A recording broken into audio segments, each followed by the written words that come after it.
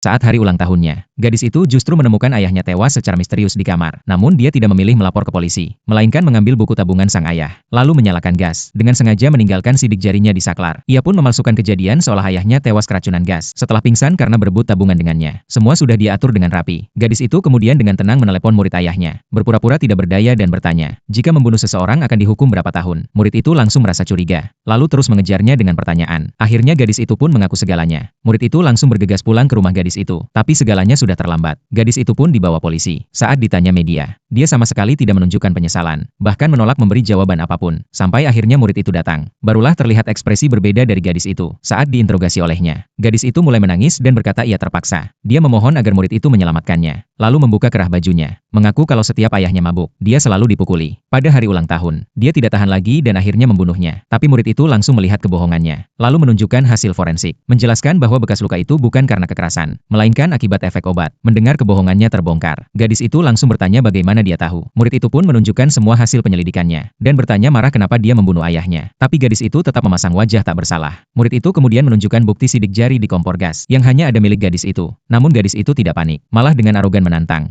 Dia bilang tidak akan mengaku hanya karena selembar kertas. Toh sekarang murid itu adalah pengacaranya, jadi harus membela kepentingannya. Selama tidak ada bukti kuat, dia akan terus hidup hari demi hari. Melihat sikap tak tahu malu itu, murid itu pun marah besar. Dia mengatakan uang yang diambil gadis itu adalah hasil kerja keras ayahnya seumur hidup. Uang itu rencananya digunakan untuk biaya kuliah ke luar negeri. Mendengar itu, gadis itu mengaku alasannya melakukan ini karena ayahnya selalu lebih sayang murid itu daripada dirinya. Murid itu hanya bisa menenangkan dan berkata akan mencoba meringankan hukuman. Setelah itu dia bersiap keluar dari ruang interogasi. Namun gadis itu tiba-tiba memanggilnya, berkata ayahnya masih meninggalkan satu peninggalan untuknya, tersimpan di laci kamar. Dia juga menitipkan bunga teratai di rumah untuk dirawat baik-baik. Murid itu segera pulang ke rumah dan mencarinya, tapi tidak menemukan bunga teratai dimanapun. Saat itu dia melihat kue ulang tahun di meja. Gadis itu sebelumnya bilang sudah menyalakan lilinnya sendiri, namun kini lilinnya belum tersentuh. Dia langsung sadar semua ini jebakan. Kemudian bergegas membuka laci di samping tempat tidur, dan menemukan sebuah USB tersembunyi. Saat melihat rekaman terakhir dari ayah gadis itu, murid itu akhirnya mengetahui kebenaran, lalu segera menuju ruang sidang. Sementara itu di ruang sidang, gadis itu tetap tenang saat ditanya hakim. Publik mulai marah dan menuntut hukuman mati, karena gadis itu sudah mengakui perbuatannya sebelum persidangan. Hakim pun langsung menjatuhkan hukuman mati. Namun di detik terakhir, murid itu akhirnya tiba di ruang sidang.